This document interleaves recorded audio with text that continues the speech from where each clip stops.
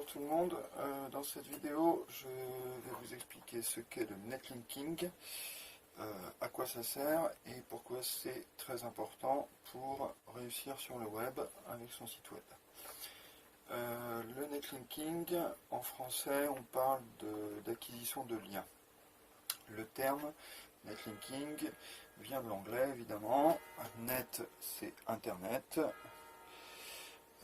linking, ça vient de link, un lien, et le ing, c'est le participe présent. Donc, I'm speaking, je parle. I'm doing netlinking, je fais du netlinking. Donc, c'est le fait le netlinking est l'activité d'acquérir, qui consiste à acquérir des liens.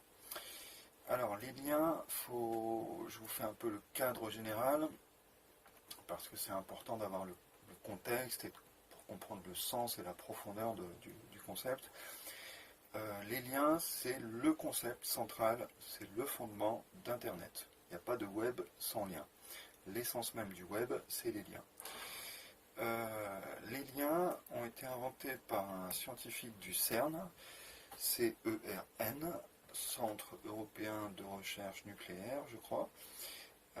Ça a été inventé donc par Vinton Cerf en 1993, il me semble bien, et c'était un chercheur donc au CERN qui voulait trouver un moyen de rénover en fait la documentation scientifique. Quand on écrit un article scientifique, les bonnes pratiques veulent qu'on fasse une bibliographie à la fin. On cite ses sources, tout simplement, pour que les choses soient vérifiables et puis pour faciliter le travail des gens qui nous lisent et qui puissent aller vérifier, trouver des compléments d'information, etc. Si je dis je m'inspire de machin, et ben voilà, j'ai lu dans tel bouquin que, et j'ai cherché à confirmer ou infirmer cette théorie, ben voilà.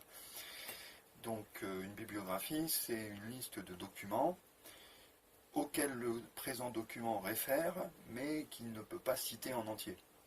Donc l'ancien usage, c'est dans le monde du papier, avant le web, de l'impression papier, eh bien c'est je cite la liste des ressources, et puis après, démerde-toi pour aller toutes les retrouver.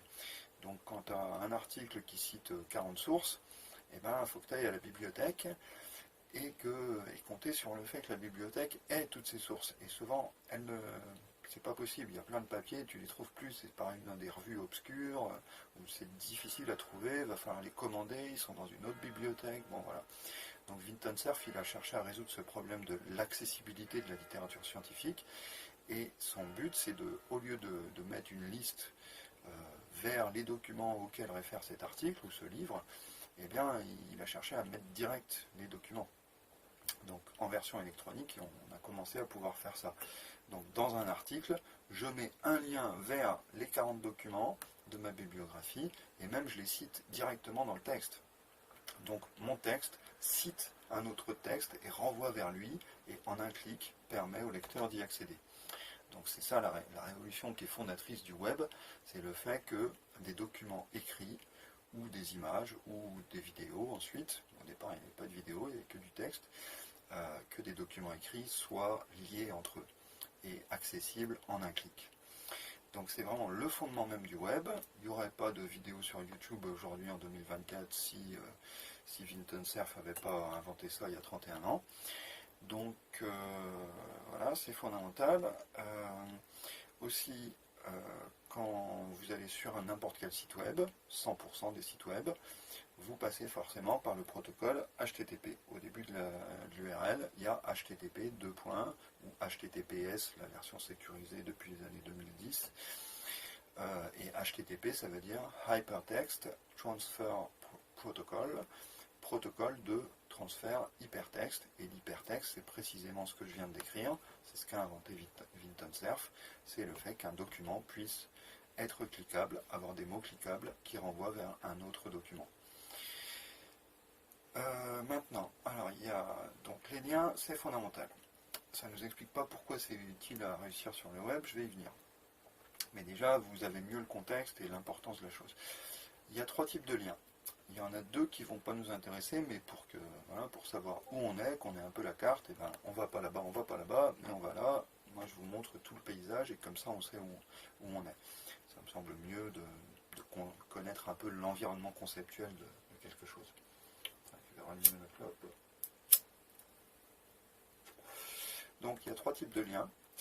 Il y a les liens internes, c'est je suis sur mon site, sur une page de mon site, je fais un lien vers une autre page de mon site. Voilà, tout simplement.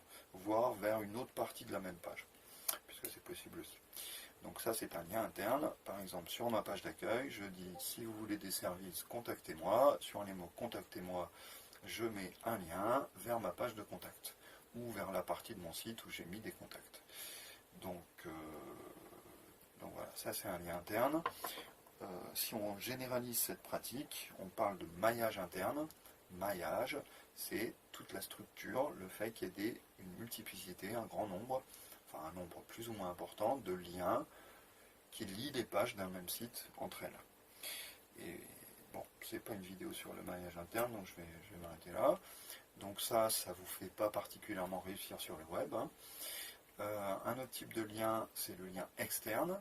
C'est par exemple, j'ai un site de philo, je parle de ce philosophe nul qu'est Emmanuel Kant.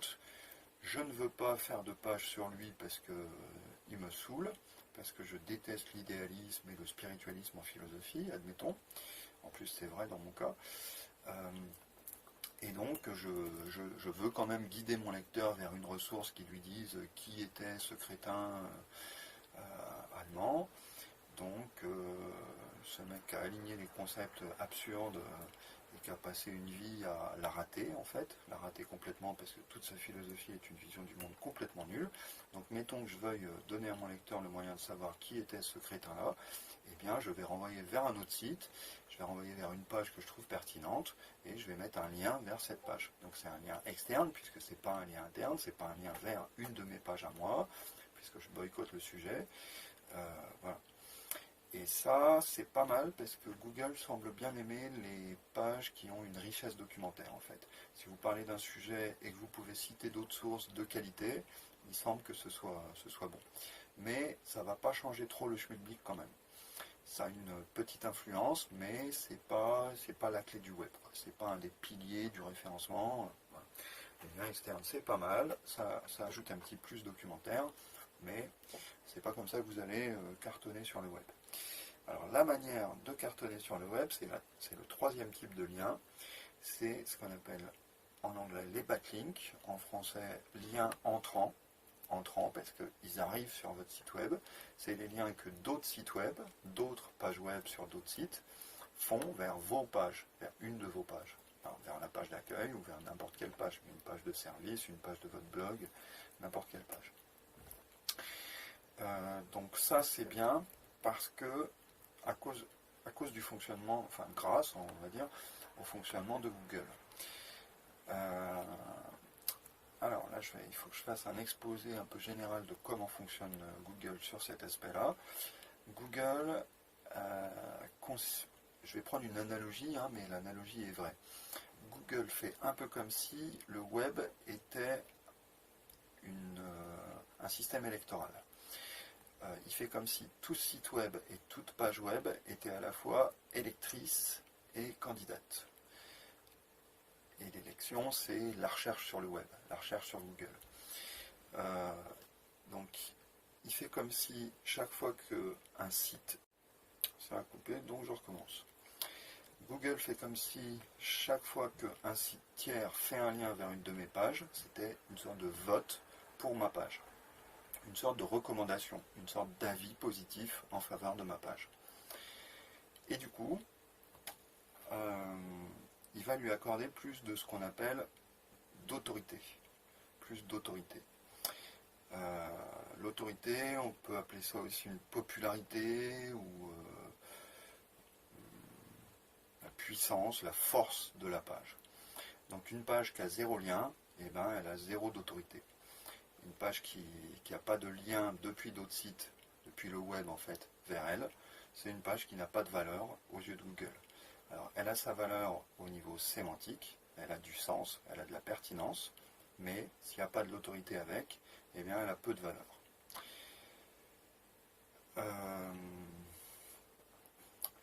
Du coup, le jeu, c'est de faire monter l'autorité de vos pages, et faire monter l'autorité de vos pages, ça fait monter aussi l'autorité de votre site. L'autorité de votre site est une sorte de moyenne de l'autorité de toutes vos pages.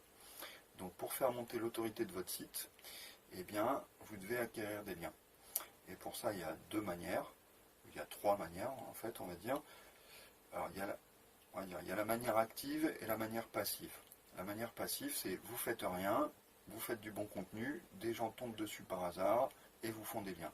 Alors c'est sympa dans le concept, mais quand vous partez avec zéro d'autorité, eh bien il y a par définition peu de trafic. Donc du coup, il y a peu d'occasions que des gens voient votre contenu, vos pages. Donc il y a très peu d'occasions pour gagner des liens. Donc c'est un cercle vicieux. Donc du coup, c'est pas la bonne méthode pour se développer et surtout pour se développer rapidement. Sinon, il y a la méthode active. Alors celle sans argent, c'est vous vous démenez, vous contactez un maximum de gens qui ont des sites et vous leur demandez de vous faire un lien. Ce qu'il y a, c'est qu'ils n'ont pas d'intérêt à vous faire un lien. Si c'est des inconnus, la plupart vous répondront jamais. Si c'est vos amis, vous avez un nombre limité d'amis, donc de toute façon vous allez gagner 5 liens, 10 liens, vous allez perdre des après-midi à faire ça, à envoyer des emails dans le vent et à pas avoir de réponse. Aussi, il y a plein de gens qui ont des sites qui ne savent même pas faire un lien, donc gagner des liens par la méthode la plus naturelle, c'est difficile. Par la méthode gratuite, c'est difficile. Et sinon, l'autre méthode active, c'est tout simplement d'acheter des liens. Et le netlinking, en fait, c'est plutôt ça, c'est le fait d'acheter des liens. En gros, puisque c'est la meilleure méthode. Donc il y a plein de sites, il y a des dizaines de milliers de sites qui vendent des liens. Alors c'est des vrais sites, des fois. Par exemple, Ouest France vend des liens, BFM vend des liens, leur site web, je veux dire, Marie-Claire, Elle, vendent des liens, qui sont très chers. Hein. Un lien de BFM coûte 3 900 €, un lien de Marie-Claire Belgique coûte 400 €, voilà, c'est pas donné. Par contre, ils vous donnent énormément d'autorité. Si un site comme ça vous recommande, en fait, vote pour vous, c'est un peu comme si vous faites de la musique et puis il y a Rihanna qui a liké votre post, quoi. Donc vous êtes recommandé par des stars, donc Google voit ça et trouve que vous êtes plus légitime que quand vous n'étiez pas recommandé, en fait. Donc voilà, c'est l'enjeu de l'acquisition de liens. Alors en moyenne, un lien pour des petits sites d'entrepreneurs individuels ou de TPE, PME, vous n'avez pas besoin de sites à très forte autorité parce que c'est pas naturel. Ce qui est naturel, c'est d'avoir des petits liens de petits sites, mais d'en avoir des dizaines. En moyenne, on va dire qu'un lien coûte entre 20 et 60 €, 80, 100, voilà, mais de cet ordre-là. Et par contre, il faut en acheter des dizaines. Si acheter 2 liens, ça ne va pas faire bouger les réglages vachement, quoi. Il faut que chacune de vos pages importantes gagne des liens, que votre page d'accueil gagne des liens, donc il faut prévoir un budget quand même. Alors pour un petit site de petit entrepreneur, individuel, libéral, auto-entrepreneur, une bonne tranche de budget, c'est 500, 1000, 1500, 2000. Sur mon site boutique WordPress, boutique-wp.fr, j'ai mis entre 2 et 3000 € de liens en 2-3 ans. Et du coup, maintenant, j'ai une autorité de 39 sur 100. Et c'est une très bonne autorité pour un petit entrepreneur individuel. Hein. C'est une excellente autorité, en fait. Ce qui m'amène un trafic aujourd'hui de 150-200 visites par jour, rien que par Google. Du coup, ça me fait des clients. Donc, du coup, ça me fait du revenu. Donc, mon investissement en liens, en achat de liens, a été largement rentabilisé. Mais largement. Donc ça marche, c'est un investissement à faire, ça ne marche pas au début, ça ne marche pas les premiers mois, puisqu'on passe de rien à presque rien, donc la progression en autorité est très faible au début, les premiers liens servent quasiment à rien, mais quand on commence à en avoir 10, 20, 30, là on commence à battre d'autres sites du même niveau qui n'ont pas d'autorité. Donc si on fait du meilleur contenu que ses concurrents, et qu'on a plus d'autorité, on arrive devant eux sur Google, donc on a les clics, donc on a les clients. Voilà pourquoi il est essentiel d'acheter des liens ou de trouver, si vous avez des meilleures méthodes, hein, mais moi j'en connais pas, après avoir bien étudié le sujet. Donc voilà.